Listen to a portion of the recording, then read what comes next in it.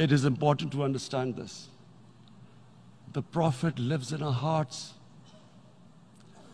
When he's ridiculed, when he's insulted, it hurts.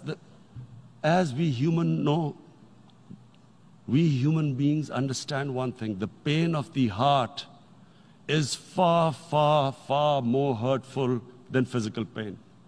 And that's why the Muslims react.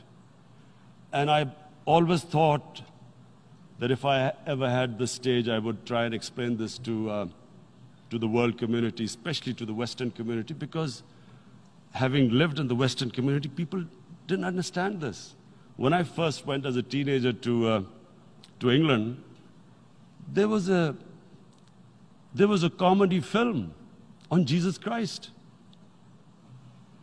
It's unthinkable in Muslim societies.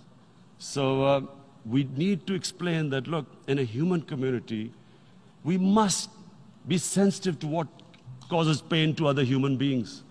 We have, in the Western society, and quite rightly, the Holocaust is treated with sensitivity because it gives the Jewish community pain. That's all we ask. That do not use freedom of speech to cause us pain by insulting our Holy Prophet. That's all we want.